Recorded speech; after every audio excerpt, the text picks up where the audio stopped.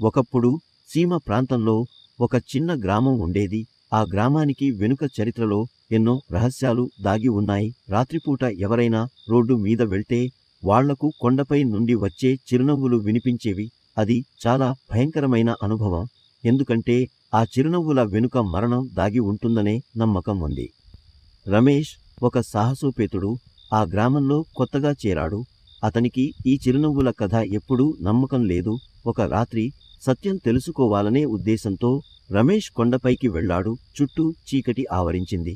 ఆ రాత్రి చాలా నిశ్శబ్దంగా ఉంది. కొండపైకి చేరినప్పుడు రమేష్కు చిరునవ్వులు వినిపించాయి. అది మొదట చిన్నగా, కానీ తరువాత అది భయంకరంగా మారింది. అతను వెనక్కి తిరగడానికి ప్రయత్నిస్తుండగా ఒక పొడవాటి ఆకారం ముఖంలో చిరునవ్వుతో అతని ఎదురుగా నిలబడింది. ఆ చిరునవ్వు వింతగా, భయంకరంగా కనిపించింది.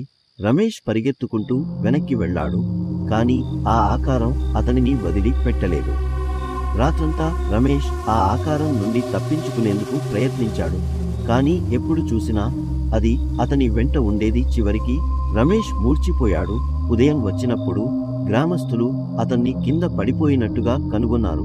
అతని ముఖంపై చిరునవ్వు ఉంది, కానీ అతని కళ్ళు భయంతో నిండినట్లుగా కనిపించాయి. ఇప్పటి నుండి రమేష్ గురించి ఎవరూ మాట్లాడరు. కానీ అతని కథ, ఆ చిరునవ్వులు గ్రామంలో కొత్తగా వచ్చే వారికి చెప్తారు. చీకటిలో చిరునవ్వులు విన్నప్పుడు ఆ చిరునవ్వుల వెనుక ఉన్న భయంకరమైన రహస్యం గుర్తుంచుకోండి.